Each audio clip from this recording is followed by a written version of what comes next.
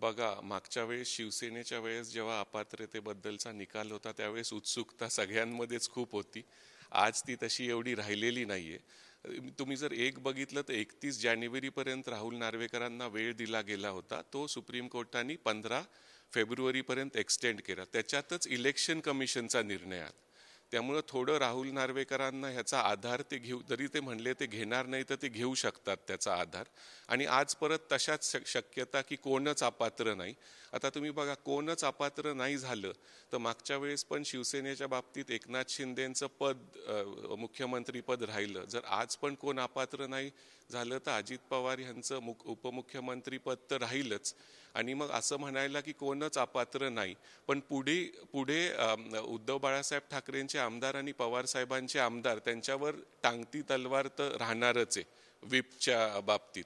आणि दुसरी शक्यता अशी आहे की पवार साहेबांचे 10 आमदार हे अपात्र होतील का, तर अनिल भाईदास पाटील हे व्हिप हे त्यावेळेस पक्षाने नेमलेले व्हिप होते आणि ते आता पवार साहेबांबरोबर आहेत. तर ते एक कारण असू शकतं. मग लोक म्हणतील सुनील प्रभूंना तर पक्षानेच नेमलं होतं, पण त्याच्यात नार्वेकरांनी एक दुसरं कारण दिलं होतं की 22 जून 2022ला त्यांनी असं हे केलं की मी गोगावलेंची व्हिप ही रेकग्नाइज करत आहे. आता नार्वेकरांचा जो काही निर्णय असेल तो कोर्टात चॅलेंज होणारच आहे, पण वेळेचा अभाव आहे. जर त्यांनी कोणाला अपात्र ठरवलं तर मग ते कोर्टात जाऊन स्थगिती पण घेऊ शकतात. त्यामुळे कोणालाच अपात्र ठरवलं नाही तर तुम्ही कोर्टात जाऊन मागणार काय. आणि वेळेचा अभाव असल्यामुळं अशीच शिवसेनेसारखीच शक्यता आहे की कोणच अपात्र नाही, किंवा मग वर्स्ट केस सिनारिओ पवार साहेबांसाठी आहे की त्यांचे 10 आमदार अपात्र होतील. दादांचे आमदार अपात्र होणे ही एक शक्यताच आपल्याला म्हणावी लागेल, पण ती खूप धूसर आहे.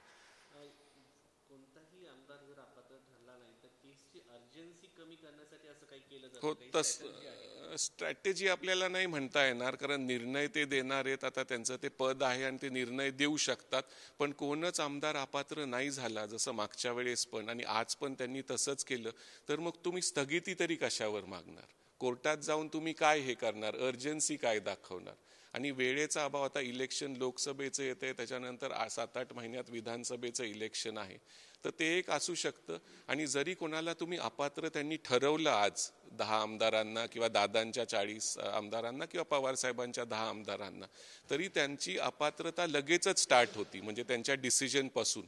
मग त्यांना कोर्टात जाऊन ते परत अपात्रतेवर स्थगिती किंवा ते परत त्यांना पद मिळवावं लागेल आणि त्याच्यात काही महिने किंवा वर्ष लागतील. तोपर्यंत परत इलेक्शन येईल.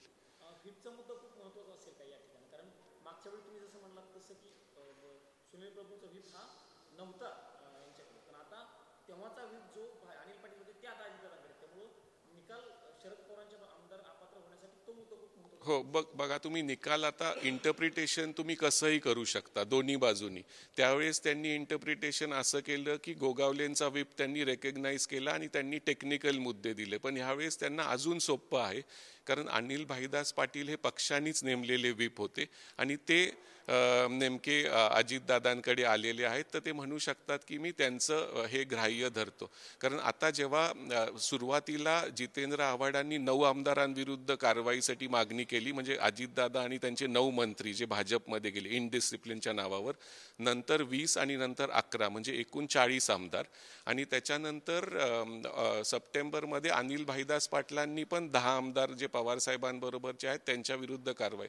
तुम्ही एक बघा की शिवसेनेच्या वेळेस त्यांना वेळ खूप लागला शिवसेनेला.